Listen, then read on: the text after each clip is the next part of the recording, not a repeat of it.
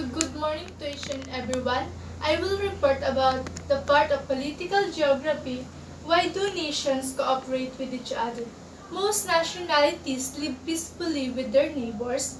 States encourage peaceful cooperation among nationalities through adoption of governmental systems that give power to their various nationalities and through joining other states to form international and economics and military organizations.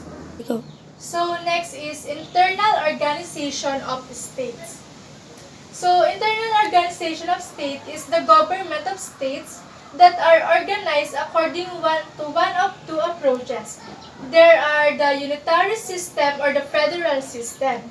The unitary state places most power in the hands of central government official. The unitary governments work best in nation states characterized by relatively few internal cultural differences and a strong sense of national unity because it requires effective communication with all regions of the country. Smaller states are more likely to adopt it.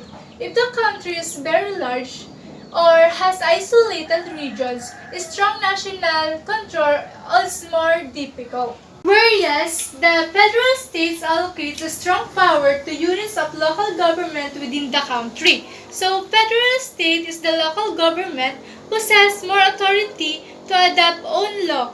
Under a federal system, local government can be drawn that correspond to the regions inhabited by different nations.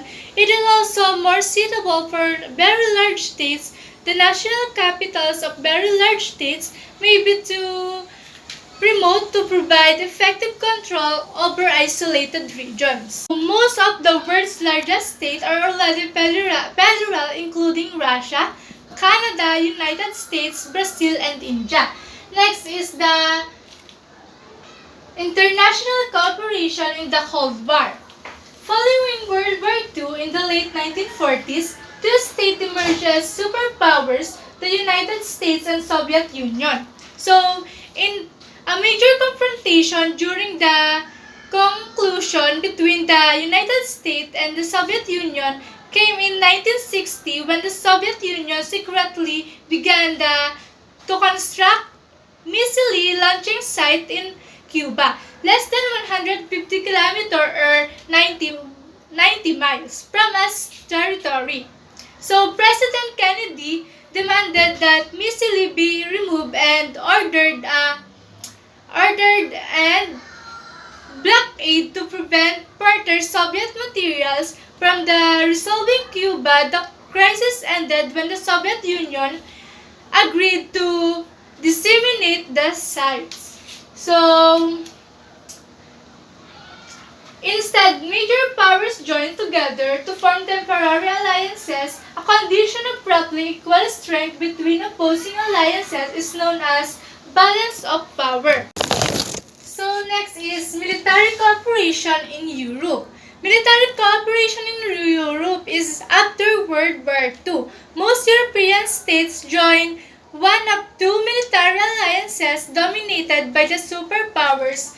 They are the NATO and the Warsaw Pact. NATO is North Atlantic Treaty Organization. NATO is the military alliance among 16 states including the United States, while Warsaw Pact was a military agreement amongst Eastern European countries to defend each other in case of attack.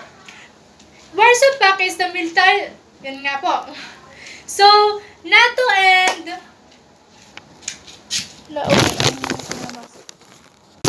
So next is military cooperation in Europe. So military cooperation in Europe was after World War II.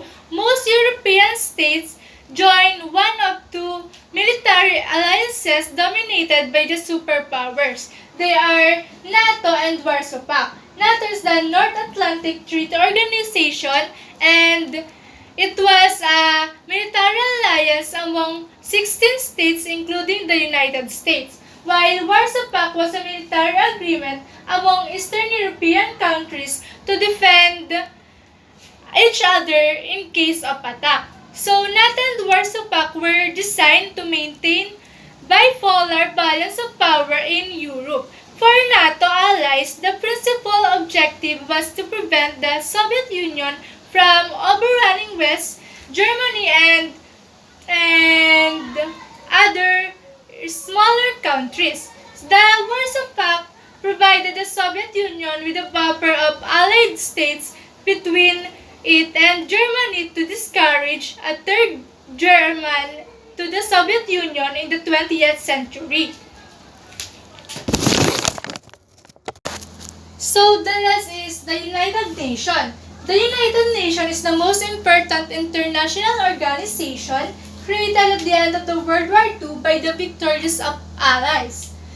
The United Nations cannot prevent wars within and between countries, but it represents a forum where for the first time in history, virtually all states of the world can meet and vote on issues. The United Nations reinforces rather than replaces the concept of collection of sovereign states. Even so, it does not represent a place where different states can air their grievances without resorting to war. That's all, and thank you.